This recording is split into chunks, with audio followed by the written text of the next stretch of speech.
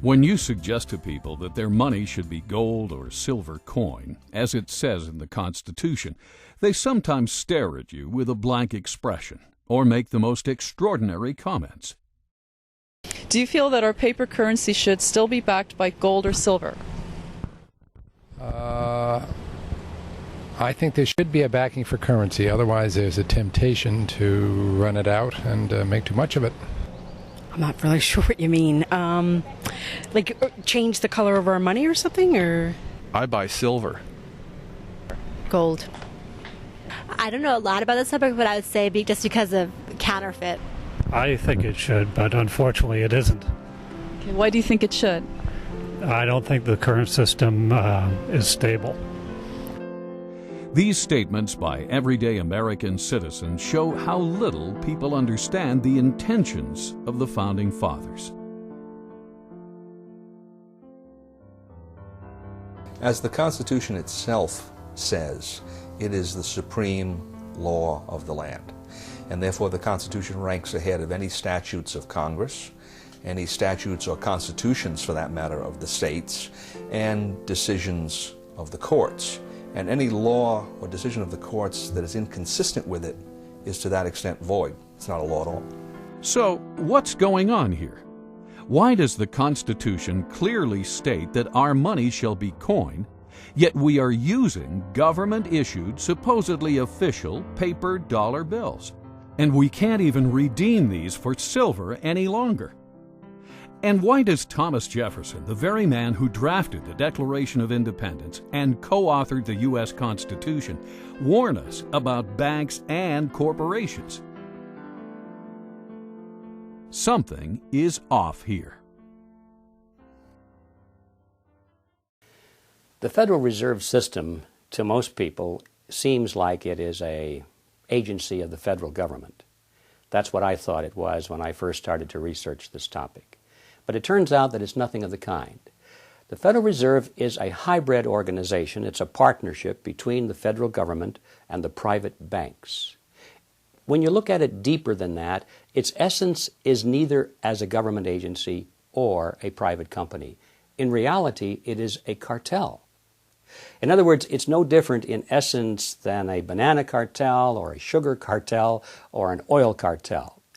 It's a grouping of the large private corporations in the field, banking, who have come together to create agreement between themselves to limit competition, to preserve their profits, and to make sure that no newcomers come in and take away their position. That's what cartels are always designed to do. And it's a shocking thing to realize that something as prestigious as the Federal Reserve System, at its core, is nothing more or less than a banking cartel with exactly those same objectives. The motivation for Congress to go into partnership with the elite bankers who formed the Federal Reserve is clear. Endless amounts of money could effectively be printed up and lent to Congress. Thus, individual congressmen would no longer be forced to depend on raising taxes to generate additional revenue, an unpopular action that can cost them re-election. Ironically, if there were no Federal Reserve, there may have been no need for an income tax. The country did fine without it for 137 years. The income tax amendment was introduced the same year the Federal Reserve System was formed, 1913. Coincidence? Prior to the formation of the Federal Reserve System, the country never did better. In fact, that was the problem, at least for the major banks. Capital formation, also known as savings, was happening all over America. Other than panics, many of which were caused by unethical lending practices, America was doing great. So much so, the big New York banks were losing business. But why isn't the mainstream media telling us this story? What would motivate them to refrain from a critical interpretation of banking history and the Federal Reserve System, especially today, when they broadcast critical, even intimate reports on every other aspect of life? I consider the Federal Reserve Act and the creation of the Federal Reserve as being unconstitutional. It gave the government then the power to create legal tender out of thin air, that is, to create paper money. And although they didn't do that overnight, between 1913 and 1971, that is exactly what happened.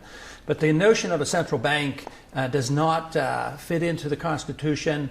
The Congress has the authority to coin money, and only gold and silver should be legal tender. And this is an absolute contradiction of the Constitution to have a Federal Reserve System and a central bank. Not a lot of American people understand it, and I would add that probably not too many people here in the Congress understand it either. I think they see it as a convenience, and I think a lot of other people see it as a convenience because they think they're protected by the type of system that we have. But a fiat monetary system or a paper money system is merely a system where the government has this power and authority to dictate and insist that a piece of paper is legal tender. And even members of the banking committee have come up to me and they said, "You mean our dollar isn't backed by gold anymore?" Not realizing that the Federal Reserve really accommodates big government bureaucrats and politicians.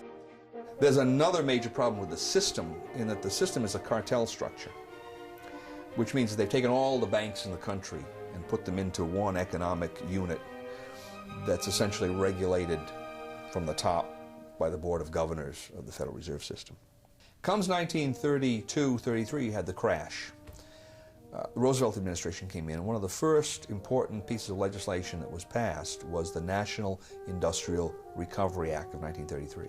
And the National Industrial Recovery Act of 1933 did for all industries in the economy the same thing that the Federal Reserve System did for the banks in 1913. It created a cartel structure.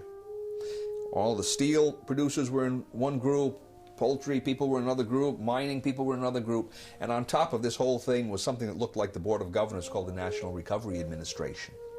The National Industrial Recovery Act was challenged as to its constitutionality, and a case went to the Supreme Court in 1935, the Schechter poultry case.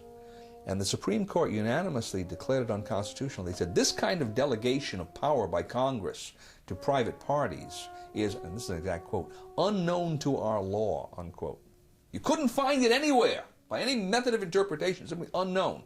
Well, the difference between the National Industrial Recovery Act and the Federal Reserve Act is essentially zero. The peculiarity here is that the Federal Reserve Act has never gotten that question to the Supreme Court. Let's take a second look at the words of Thomas Jefferson. A deeper look at exactly who owns and operates the private banks known as the Federal Reserve System, and what their mission statement might be. The banks and corporations that will grow up around them will deprive the people of all their prosperity. Interesting that Jefferson not only mentions the banks that will grow up, but the corporations as well. Bear in mind that each one of the Federal Reserve Banks is basically a private corporation. Neither you and I, the people, nor the federal government for that matter, own these corporations, these so-called banks. They are owned by other corporations, known as member banks.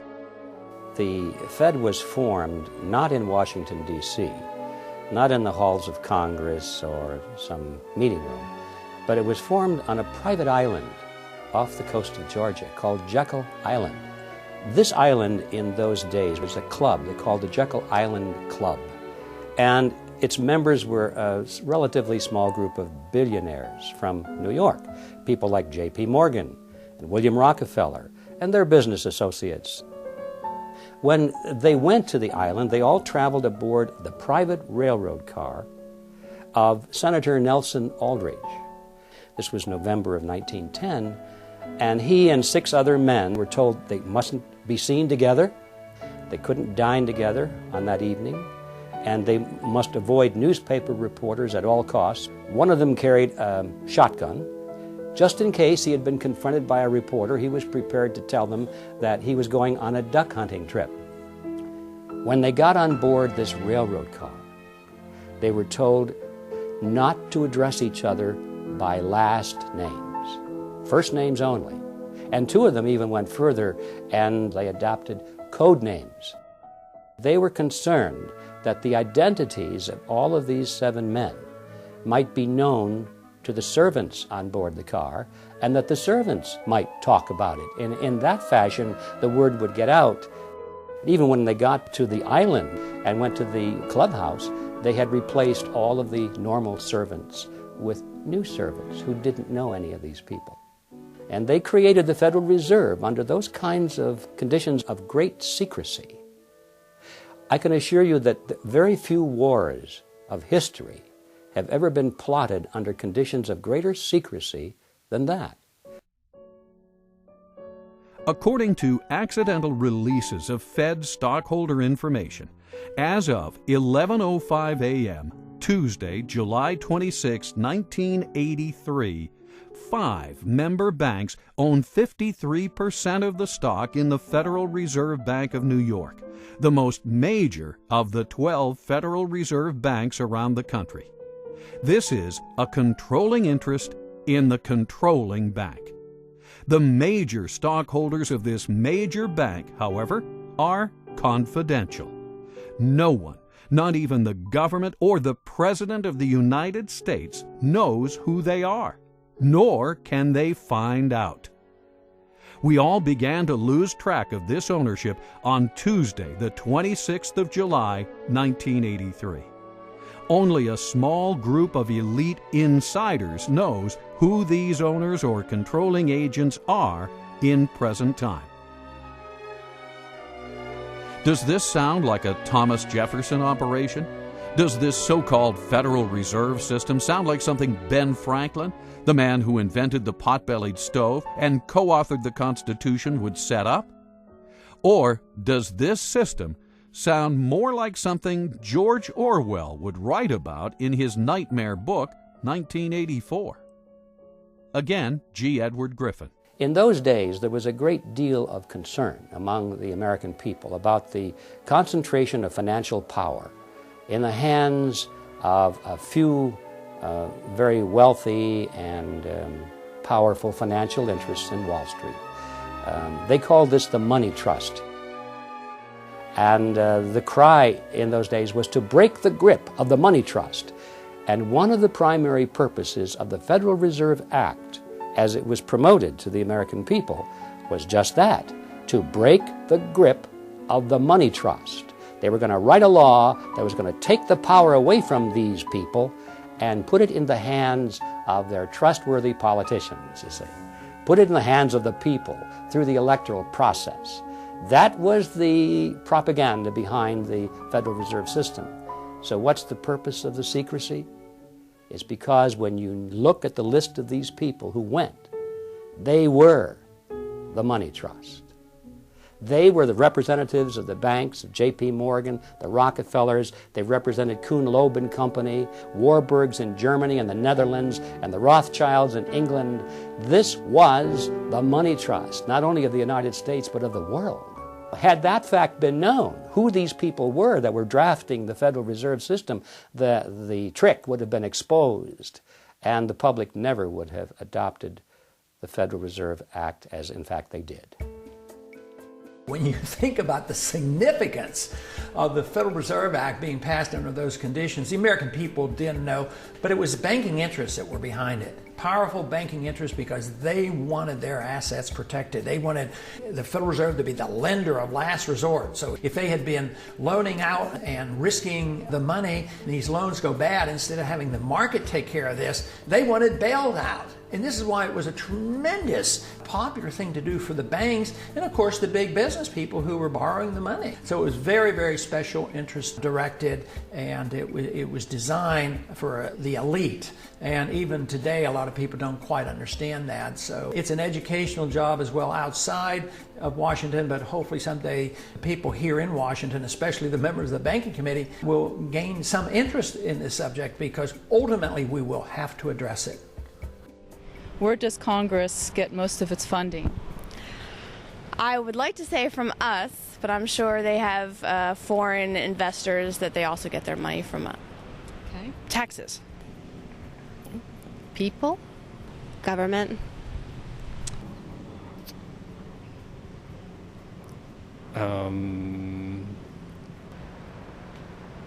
It gets it out of federal taxation, of course. From taxes, but if you mean today, a great deal we're getting from China buying treasury bills. They print it. And can you elaborate on that? They have no funding. They have no money. It's all puff and mirrors. They have no money. It's all an illusion. There's not much in back of it. As we can see, the average American citizen has conflicting ideas as to where Congress gets its funding. In actuality, Congress gets most of it by borrowing it from the Federal Reserve. The Federal Reserve gets the so-called money by effectively printing it up. The whole process is known as the Mandrake mechanism. Thus, today's paper currency, far from the gold and silver coinage stipulated by the founders, is essentially created out of thin air. Most people are alarmed when they hear about the fact that the Fed can create money out of nothing and charge interest on it, so-called interest. It starts with Congress. Remember, a moment ago I said that the Federal Reserve System was a partnership between a cartel and the federal government. Mr. Chairman, we've got to go vote, and we want to thank you for being here with us for today. And, well, if there's a partnership, thank you also for, there's a reason for the partners, both of them, to be in it, or they wouldn't more be. Than a pleasure. So why is the banking fraternity in this partnership, and why are the politicians in it? Congress needs more money. They always need more money. They like to spend money. That gets them elected. They don't like to raise taxes because that gets them unelected. The answer, of course, is that they borrow it. If you're not going to tax it from somebody, you can borrow it from somebody else. And that's why we have government bonds and treasury notes and bills and so forth. And we have what's called the national debt, because they've borrowed money to pay for current expenses that they don't want to pay for through taxes, because that would be unpopular. So 30 days after they borrowed $1 billion, or 60 days, whatever the term of the loan is, they have to pay that money back. Well, lo and behold, it turns out that the congressmen and the senators are still not taking in as much money in taxes as they are spending in benefits, so they don't have the money to repay the loan. So what do? Easy. Borrow some more. Borrow enough to pay back the original loan, plus a little bit more to keep them in office. So this process goes on and on and on, and that's why we have the national debt growing and growing and growing. The Federal Reserve enters the picture at this stage because, you see, they can never borrow enough from the private sector. There's never enough existing money out there for the politicians to borrow. So what do? They go to the Federal Reserve System, and by agreement, remember this is their partner now, the Federal Reserve System agrees literally to create the money that they're going to lend to the government. It's not really a lending at all, as you can see, but they use the old traditional words of lending it to the government, when in fact all they're doing is just printing it for the government. They're creating it for the government, and then they call it a loan. Of course, they don't print it all because most of it's checkbook money, but nevertheless, the process is the same as if they had just turned on the printing presses and printed all this money and gave it to the federal government. So now, once the Federal Reserve System creates this money out of nothing, literally, it's fresh money into the society, into the economy, and that's how the money supply keeps growing and growing and growing. What about the banking partner? What's in it for them? I come in and I give the bank, say, 100 ounces of gold, and the bank offers me some interest payment on that. They're going to pay me 3% interest. And they're going to take that 100 ounces of gold and they're going to lend it out at 5%. That's how they make their money, the 2% spread. Okay? Now that's fine so far, because I know that gold is in there, it's being loaned out, and someday down I'm getting 2% interest, and someday I can ask for that principal back. It might be 6 months, it might be a year, whatever it is.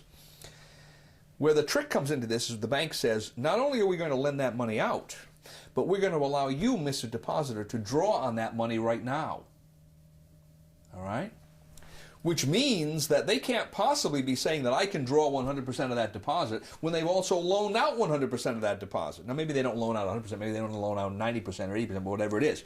And that's the fractional reserve concept. They don't have enough reserves to pay out all of these obligations that they've made, especially with respect to paper currency, because usually that's the way it worked. Now, why do they do this? Well, they do this because they make money.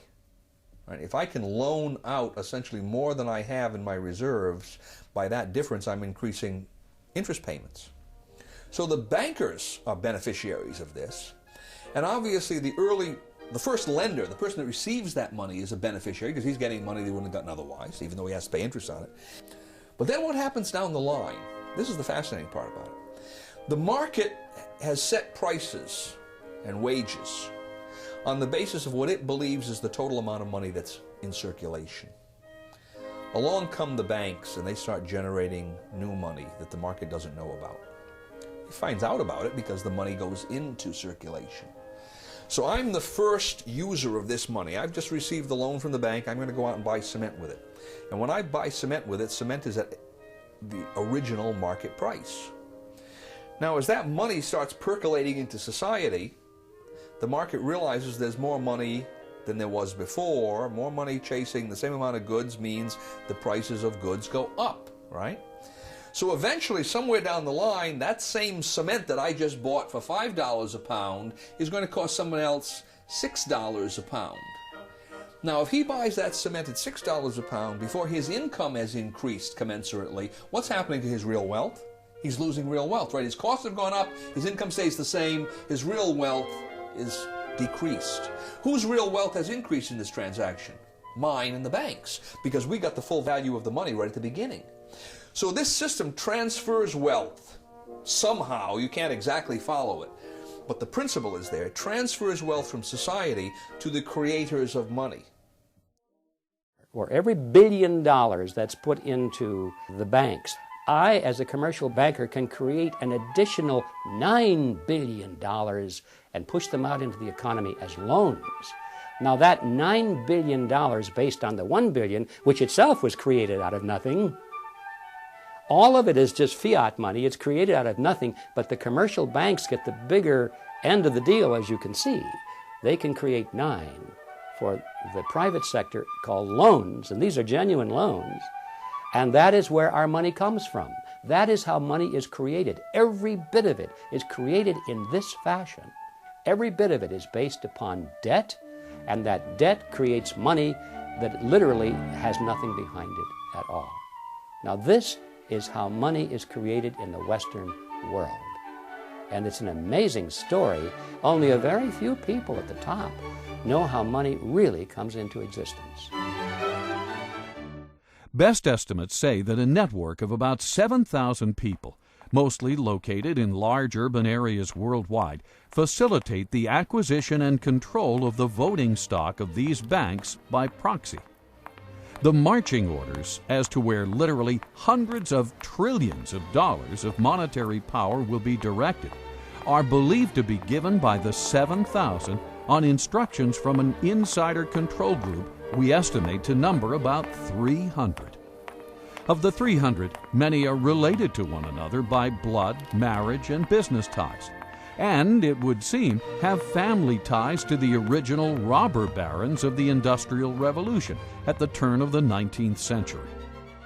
More importantly, however, most of the 7,000 involved in this group may be largely unaware of their negative effects on society. They may sincerely, but naively, believe they are simply doing good. Nevertheless, now talking about the 300 who form the inner controlling body, we estimate that about 50 of this group are anything but naive. Thus, having successfully established the ultimate money-making machine, the Federal Reserve System, this nefarious cartel of tyrants is in a position to literally acquire control over the assets of the world, deprive the people of all their prosperity, as Thomas Jefferson would say. This is the calculus of the situation, and this is exactly what they are doing, with a little help from their virtuous but ignorant servants in Congress, as John Adams might say. Yes, the Founding Fathers must surely be rolling over in their graves. The original intent of the Constitution is spelled out quite clearly, not only in the document, but in the immediate history that surrounds its formation. Now, Article 1, Section 10, Clause 1 limits the powers of the states. It says, no state shall coin money. States had coined money. stops them from doing it. No state shall emit bills of credit. Now that's one of those peculiar words. If you were living in that time, you knew what it meant. It meant essentially what we call paper money. No state shall emit bills of credit, which means that a state itself cannot create paper money, and then it can't do it indirectly by setting up some kind of a bank that's controlled by the state. Third provision in that clause is, no state shall make anything but gold and silver coin a tender in payment of debts. And notice the language, no state shall make anything but gold and silver coin, meaning states can and should make gold and silver coin a tender in payment of debts. But the historical background shows absolutely clearly that paper money was not going to be allowed at the national level or the state level. And the very interesting point here is that the same people who wrote the Constitution had been to a large extent in control of the states and of the Congress under the Articles of Confederation during the War of Independence. These people had emitted large amounts of paper money. The states did it, Congress did it. When that Congress did it was called the continental currency, and most people are familiar with the phrase not worth a continental. Paper money depreciated so radically in value that it was essentially worthless. Those same people looked back at what they had done only a few years earlier and said, we're not going to do this anymore. The inflation isn't rising prices. The inflation is the government's program of increasing the supply of money, which devalues the currency, and that causes the prices to go up. Inflation, that is the destruction of money, eventually wipes out the middle class. The best example in the 20th century being what we saw happen in Germany. As the runaway inflation came, the middle class got wiped out. In the early stages, of course, somebody benefited. Eventually it hurts everybody. But in this country right now, we have constant insidious inflation. So there is a transfer of wealth from the poor and the middle class to the wealthy. But because it affects the business cycle and causes prices to go up in general, who suffers the most? The people who can afford it the least. That people on fixed incomes, low middle income people, poor people. I think it especially hits hard low middle income people who are trying to make it on their own and won't go on the dole, because their prices go up more and they're the first ones to lose their job when the business cycle turns down. The Federal Reserve, by increasing the credit, creates the boom part of the cycle, but then there's always the resulting downturn of the cycle when unemployment rises. We're always live. It's almost impossible to believe that the all-powerful dominant media, what Bill O'Reilly calls the elite media, would endlessly cover all these issues, yet be silent on the very subject that is common to all of them: money, and the entity that creates and manages the so-called money supply, the Federal Reserve System. Why is this? One can never watch enough television.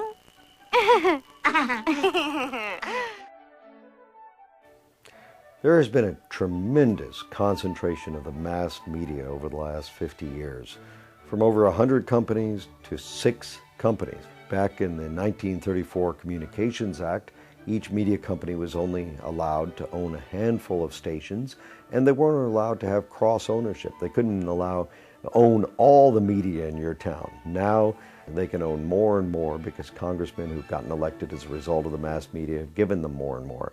That means very few people have the right to speak to us over television, over radio, through the New York Times, the LA Times, the different news media. The whole purpose of the First Amendment is to guarantee that we have more, not less speech. However, when you start to get down and say only a few people can put up their soapbox, only a few people can address the audience, suddenly you've limited the amount of speech. Now that's the government control of speech. On the other hand, when those few people recognize that the government is the one that's licensed them to speak, they start to act in a way that's not going to jeopardize that relationship. Could this be one of the reasons any critical reporting of universally important issues, such as the Federal Reserve, have been cut out of the public debate for so long? As Ted Turner relates in his article, My Beef with Big Media?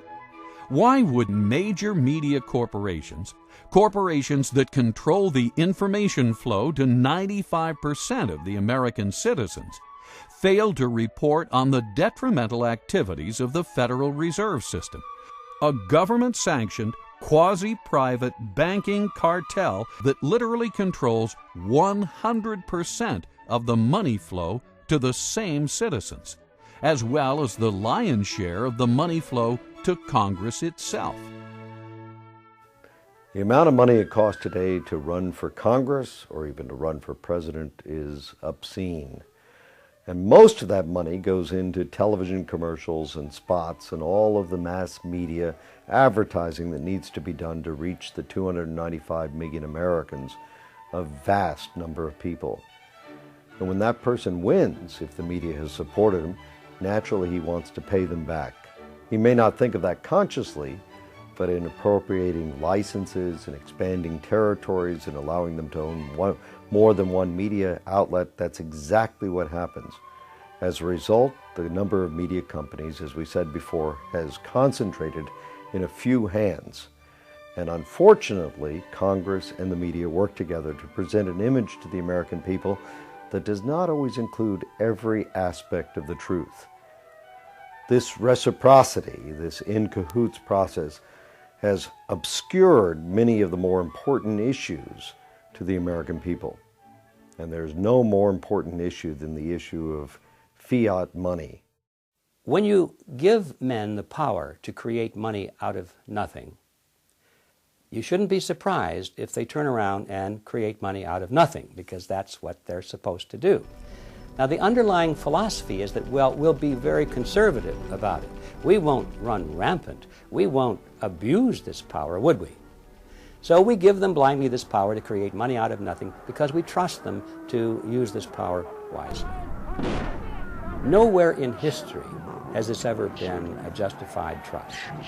Every time man has had that power, and this started back in antiquity, those with the power have abused it, and they have created more and more and more money at a rate much faster than the expansion of goods and services which are being produced by the productive side of the economy. Now, if the goods and services were growing at a rate which is exactly the same as the money supply, then the purchasing power of the monetary unit would remain constant. In ancient Rome, if you had a 1-ounce gold coin, that would be the cost of a nice toga, a handcrafted belt, and a pair of sandals. Today, thousands of years later, if you have a 1-ounce gold coin and you convert that into Federal Reserve notes, you can walk into a store and buy a nice suit, a handcrafted belt, and a pair of shoes. The real price of those items, and all items for that matter, throughout history, does not change when measured in terms of something of intrinsic value, such as gold or silver, because those things take human effort to produce as well as the belt, the toga, and the sandals. Both of them take human effort to produce, and that's why they maintain value with each other.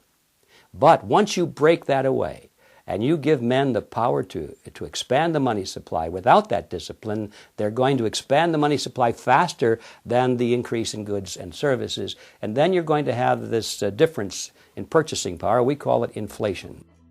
Well, it's always politically popular to impose financial burdens on somebody else. It tends to be politically difficult to impose financial burdens on someone who's living alongside of you, because they tend to have votes and they tend to have representatives who will take their position. It's fairly easy to impose a financial burden on the future because the future generation tends not to have any votes or representation at all in the present. As soon as you start talking about monetization of debt, where the banks come in and now buy governmental debt with new money that the banks have created through this special privilege they have of creating money in the Federal Reserve System, the redistribution of wealth that takes place through that process, most people don't understand. It happens through depreciation of currency, and the depreciation of currency usually leads to increases in prices, which the average person calls inflation. Inflation is really the increase in the money supply. The prices increase is a consequence of that. But the average person doesn't understand how this happens. And he's going to blame gold speculators in Switzerland. He's going to blame greedy unions. He's going to blame price gouging. He's going to blame everybody but Congress and the banking system. So it's easy politically, through monetization of debt, to expand borrowing beyond prudent levels. Now, why is that tyrannous? Well, at a certain level, it's tyrannous. The definition of tyranny is the exercise of a power that no one should be allowed to exercise. Okay?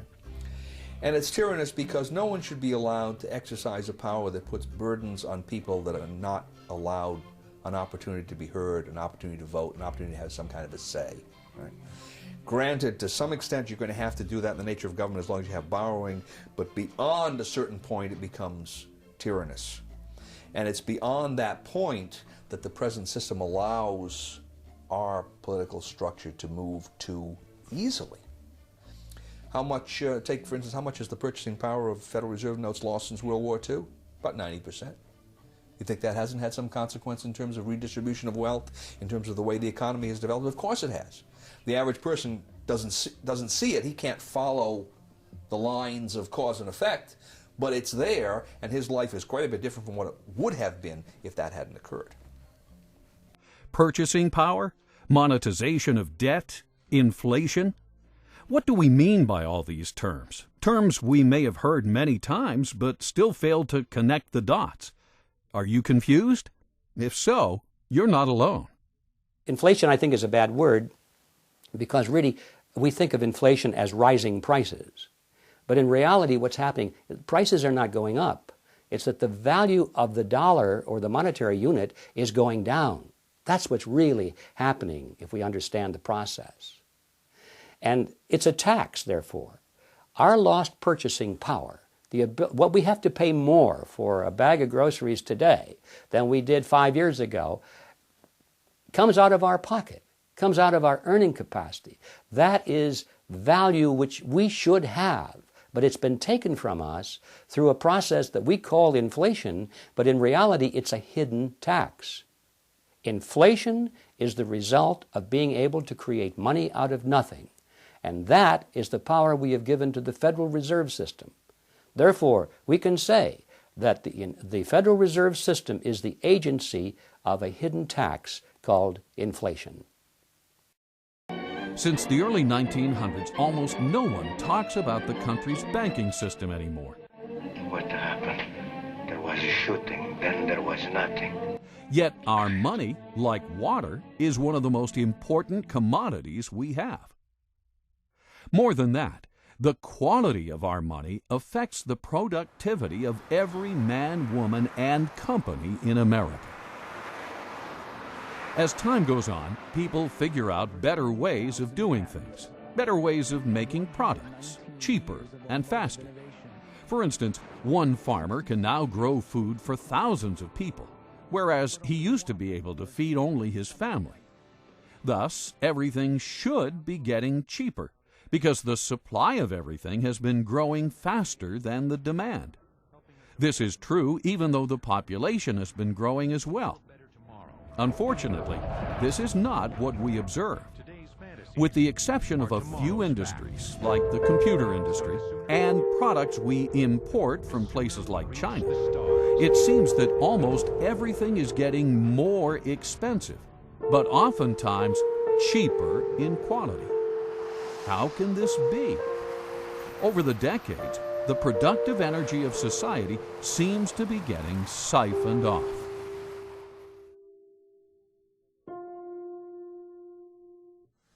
Well, it's hard to predict, but I certainly think it's possible, because I think the financial bubble worldwide is something that we have never experienced before.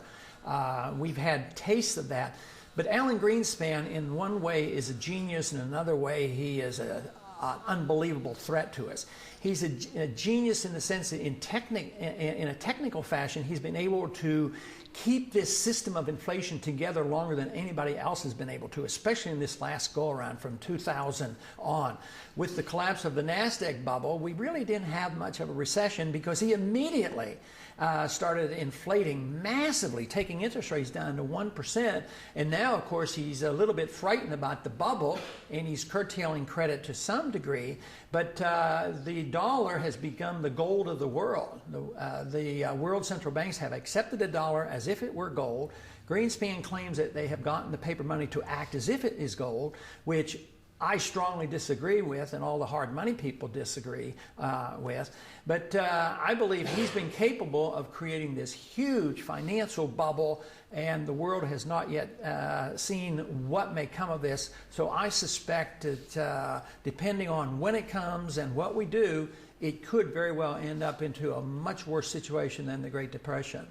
But if the country decided, well, something has to be done, and we went to a gold standard and limited the creation of credit, curtailed the power of the Fed, I think it would iron out all our difficulties. When Argentina periodically would just quit inflating and maybe tie their currency to even the dollar, price inflation went like from hundreds of percent per year down to 2% or 3%. So it's rather rapid. So you would see an immediate benefit. You would iron out the severe swings in the business cycle. The price problems would be diminished. But the one thing we'd have to give up, which to me would be a benefit, government would have to curtail spending, because they can't tax the people enough to pay for all those bills. So we would have to curtail our spending. So that would be, to me, a tremendous boost to the American people and to the economy. At the same time, we gave sound money. I mean, this would be fantastic. Within months, there would be some people who would suffer from the adjustment period, but it might be the people who have benefited so much over these years. But the average person, the poor person, the jobs would become available. So it would not take a long, long time. What would take a long time is if we refuse to consider it and the problems get worse and we have a severe recession or depression and huge inflation and we do all the wrong things. That is what we should work so hard against. We must get rid of the fiat money system. How do you do that?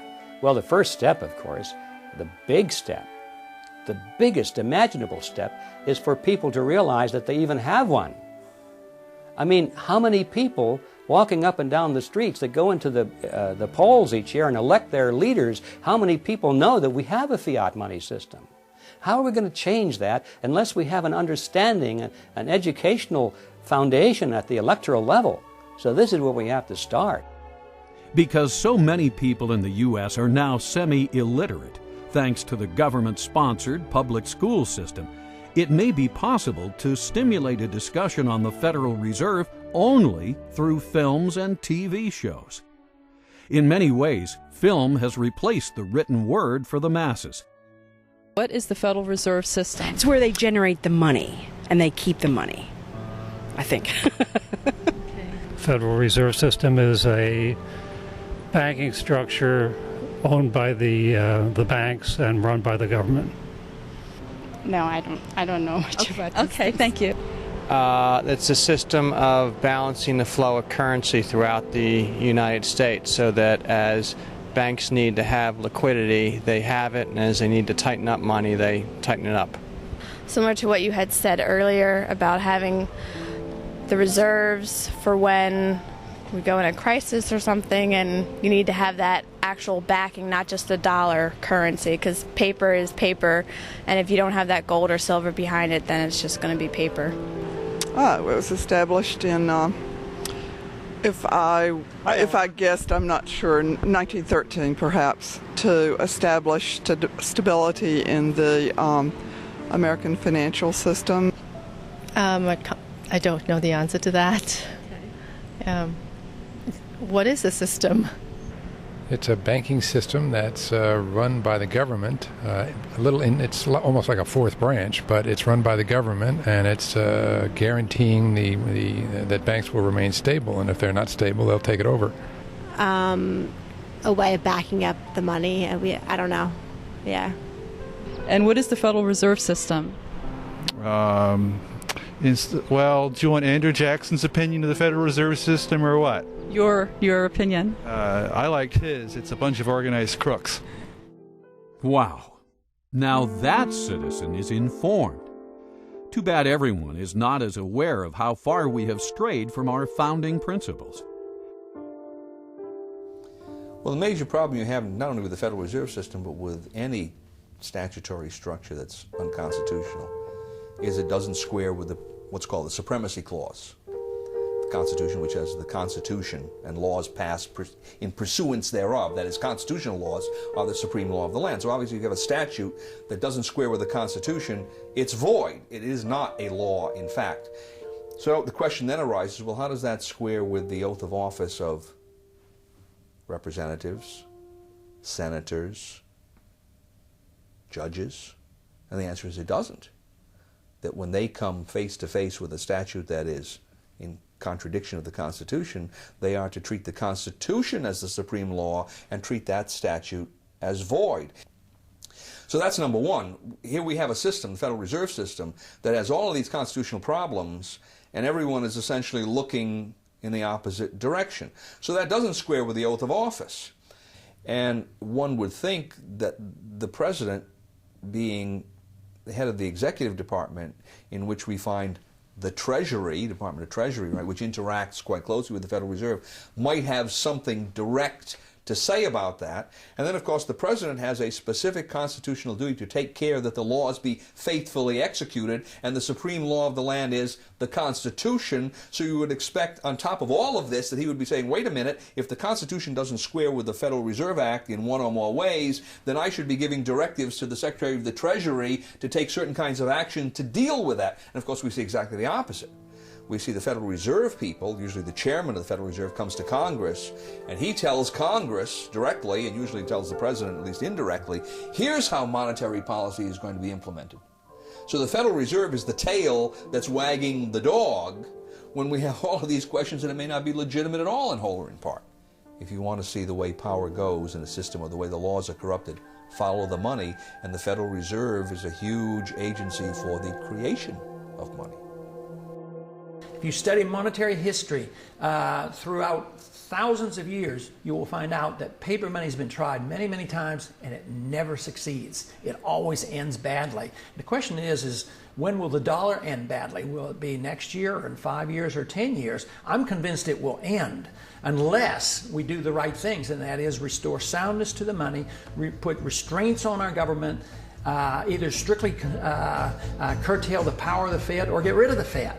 That will be the only way you can save the dollar. But if we continue to do what we're doing now, we will eventually destroy the dollar. Throughout history, as governments grow, they limit the individual's rights. The same thing happened in the Roman Empire. We know this from history, but we also know it from Shakespeare's wonderful play, Julius Caesar. As we start moving toward a bigger and bigger government, it's going to mean that the individual no longer has the right to own his property, the right to do what he wants, the right to live freely, the right to worship as he wants, the right to speak as he wants. The government starts to tell us what to do.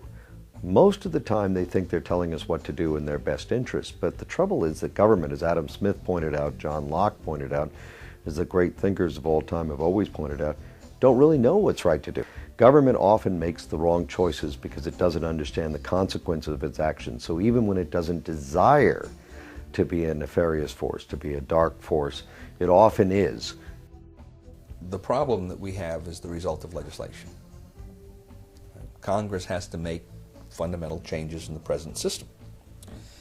I don't think that it's possible to impose from the top down even the constitutional system,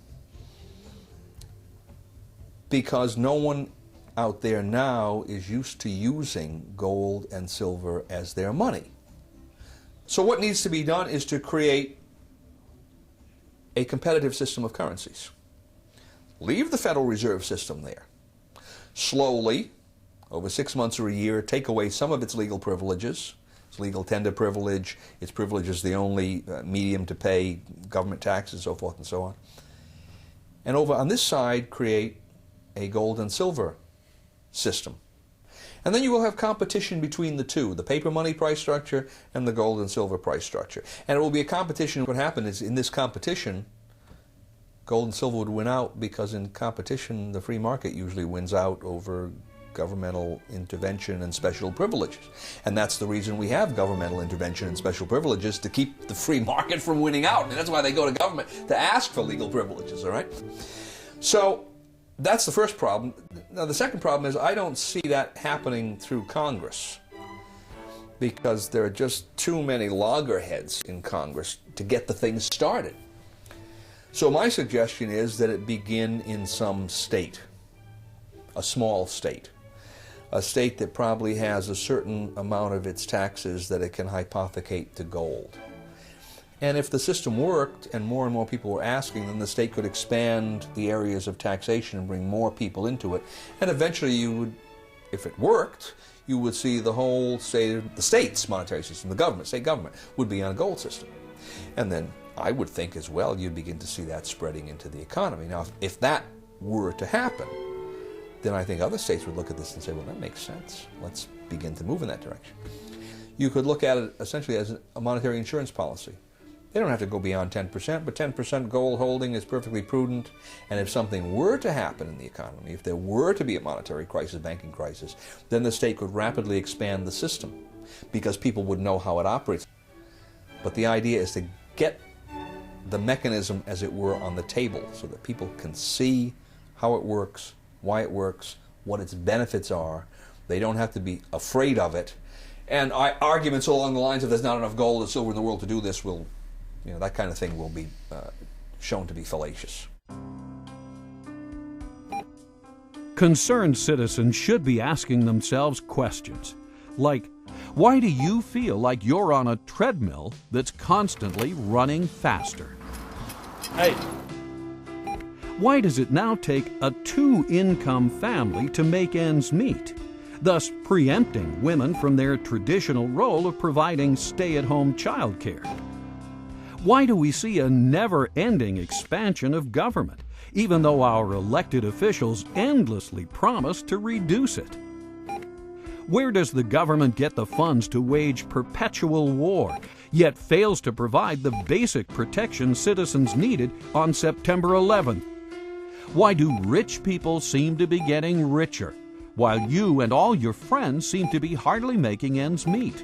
Why does a first-class stamp now cost you nearly 40 cents when it used to cost only 5 cents? Should a 90% loss of purchasing power be tolerated? Where does it end? It's easy to see where we're headed. You don't have to be a rocket scientist. If you follow a graph, and you can see that there are points on this graph and they're going constantly in one direction, and they've been doing this for 50 years, you don't have to be a rocket scientist to see where it's headed. Where this graph is headed is for total destruction of our monetary system. Our money will be totally worthless, and it'll probably be reissued in the form of some international currency, which will be equally worthless. But the value to these people is that once it's on an international basis, there's nowhere else to go. Right now, if you don't like American dollars, you can buy Japanese yen. If you don't like that, you can buy Swiss francs. If you don't like that, you can move to whatever currency seems to be having a little better track record. Once there's an international monetary system in place, modeled completely and exactly after the Federal Reserve System, it's exactly the same, then there's no place else to go, folks. You've had it. So that's where it's headed, and if we don't turn this thing around, I think we're going to be living in kind of a modern serfdom. And we'll be serving masters, and they won't be living in the big castles that we can see at least, and say, well, that's where the master lives up there, and we're tilling his field. Our masters will be the bankers and the politicians, and they'll live in big houses, but they won't be castles. But we'll be serving masters nevertheless, and we'll be thinking they're wonderful people without realizing that they are our masters. If the United States went back to constitutional money, it would be an amazingly wonderful event, because it wouldn't be just going back to constitutional money. In order for that to happen, that means you'd have to assume a groundswell of awakening on the part of the electorate, and they would understand not only what's happening in the monetary system, but what's happening across the board in our political system. I think we would have a great resurgence of prosperity and tranquility. That means that the electorate would have to be questioning a lot of other things in our society as well, and I think we would see an improvement across the board, and I look forward to that day. Americans need to stay on top of one of their most influential institutions, the Federal Reserve System. They need to start asking questions, not only of their representatives, but of no less than the President of the United States, whose sworn duty is to uphold the law of the land, especially the supreme law of the land, the U.S. Constitution.